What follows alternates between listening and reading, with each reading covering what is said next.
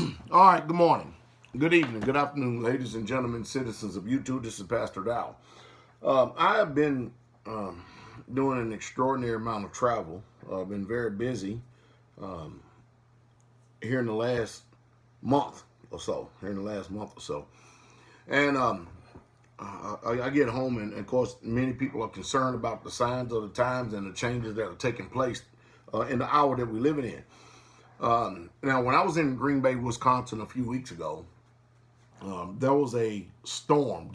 It just came out of nowhere on the East Coast. And that particular storm killed a bunch of children in school buses and stuff because people were stranded. First responders couldn't get there.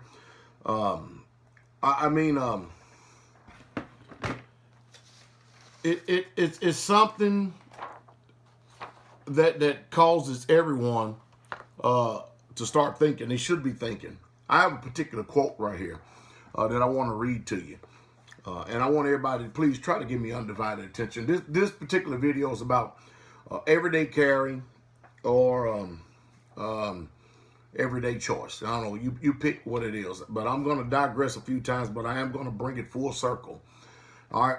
It says this. It says truth passes through three stages. It says first it's ridiculed. I don't care whether it's social, political, economics, or religious perspectives and point of view. This holds true. It literally truly does. Because ultimately, when something is introduced to you brand new, there is a tendency to allow apathy to reign in you because it's not important to you at that time.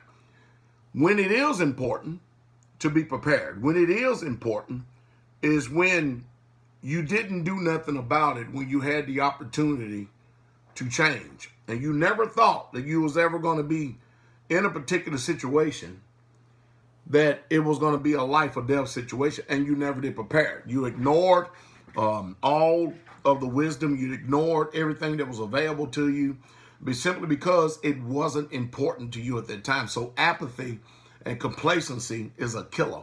So anyway, it says truth passes through three stages. First is ridicule. Second, it is violently opposed. And third, it is accepted as self-evident. Too many times more often than not, the third one, when it's accepted as self-evident, it comes too little too late. I teach people and have been teaching people over the years.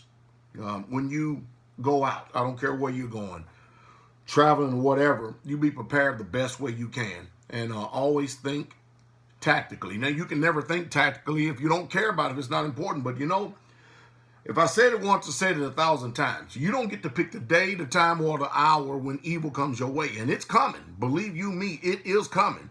And when it does come, man, I tell you, you had wished that you had done some type of preparation because the carnage is real. And so we had, if people would have been listening to me or listening to some of the other YouTubers that talk about things like this, they would have been able to prepare them a little go bag and put some warmers, hand warmers, and foot warmers inside a bag. Because there's been many civilians that actually died on the side of the road too because they was just stranded. I mean, the snow was coming down. It was cold. They ran out of gas. People just died. And he wasn't prepared. You could go to Walmart up here and buy one of those space heat blankets and stuff in order to keep warm with. People just simply don't think about stuff like that. But anyway, I just got back from Dayton, Ohio, and people want to know how did I prepare myself? How did I carry? Okay, well, when you're going on a plane or you're traveling somewhere, and I said all that to say this. I personally try to always make sure that I'm prepared some way, shape, fashion, or form. I try to make sure I practice. I try to make sure I always practice what I preach and stuff, but let me just go ahead and get into it. I did carry my case in my suitcase and stuff, but when I went up to check my weapon, the first thing I did is I went inside the kiosk there, wherever, whatever airline you're flying in, and I would tell them I'm going to declare a weapon. I have a very nice weapons case that I use, but I always carry my handgun, always have it with me, and an extra magazine, and then only that, on top of that, another extra magazine. All right, I always do. And of course, this is appendix carry right here. And I always carry a flashlight on because, you know, this one has the flashlight. It's already on my weapon right here. And you need to be prepared, and you need to have some type of training on you. Why do I carry weapons? Because we live in an evil world. We live in an evil world, and there are bad people out there that just want to do you harm. Both those who allegedly supposed to enforce the law and those who don't. I also had carried on me a knife. You know, now the everyday carry knife I use is this simple SOG right here. It has serrated edges on it. It's a nice blade, very sharp blade. Also, if you ever was in an accident, y'all forbid, or something like that took place, and you needed to get out, there's a cutter on here, right here, to be able to, you can use this to actually cut away the seatbelt. And not only that, let's just say if hypothetical situation, because you don't know, let's say if you had slid off the road, you ended up in some little pond and you need to get out, it has a window breaker right here on the edge of it. See it right there? It has a window breaker, so you can, pow, break the window there. I also carry a pen. So I say, everybody takes a pen, Pastor Dowell, but not like this pen. This is a tactical pen. It's very sturdy. It's almost unbreakable. You can't bend it. It's titanium. As a matter of fact, I had a TSA agent actually pull out inside my suitcase. It also has a light on the end of it too, see it? I had them pull it out, and they looked at it, and they said, what is it? I said, it's a pen. So I started writing. When they go, oh, okay. I didn't go any further. I'm not going to give them any more information. They don't need any more information. Well, this right here is a very good defense weapon, because you could put this in your hand and you can just start going to town if you needed to defend you or your significant other. It's just the truth.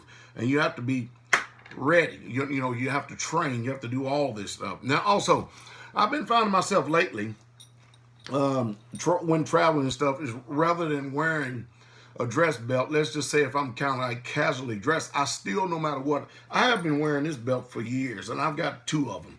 I've been wearing this belt for years. It's a tactical belt. It's almost like it has a D-ring.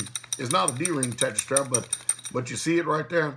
It's very heavy duty, and there are many things that you can actually do with this particular belt. It does well and bodes well for carry because it doesn't bend, it doesn't break down while holding your weapon. But I mean, you can actually help rescue someone. You can actually help if you needed to. You know, there's a few other things to do. There's also other things that you can do with this belt too, if you know what I mean. I mean, this belt is very useful. I think that you would do well considering what I'm saying, because we're living in very evil times. And I just simply don't trust this world in the way that it's going. I don't trust the people in this world the way it's going. Because it seems like now everybody's suspect. Every time you turn around, some type of evil or carnage is just happening to people for no reason whatsoever at all. So the best things you can do is be prepared at all times. I know a lot of people say, well, you're a pastor. What kind of pastor are you? You carry guns and all this other stuff. The same type of pastor that when Jesus was walking the face of planet Earth, all the disciples had swords, literal swords on their persons. As a matter of fact, he even stated that if you don't have a sword, then you sell your cloak, which was very expensive at the time, and then go buy one. He said you even take the coat off your back and do whatever you can to go buy a sword in order to protect yourself. Of course, I always carry a cell phone. You know, everybody got one of these things now. That's just some of the things that I carry within my own person, my own self. I hope that some way, somehow, that I've been able to help those of you who've never seen any of my videos. If you go back in my archives, I have these things all over the place. And I've done many different teachings and stuff. Of course, I usually try to carry, instead of a bulky wallet, a thin wallet and stuff like that. And don't get in the habit of pulling out a lot of money nowadays, because, you know, people are looking for an opportunity. And especially during this holiday time of the year, this is the most depressive. This is the time of the year when people, the murder rate is high, suicide rate is high. I mean, nowadays people are looking to make a name for themselves in history, and then they go out. I mean, can you imagine people today actually going in these population centers, these crowded areas, and then taking a firearm, killing as many people as they can injuring and maiming as many people as they can, and nobody there is able to eliminate the threat because people have different doctrines that they have adopted.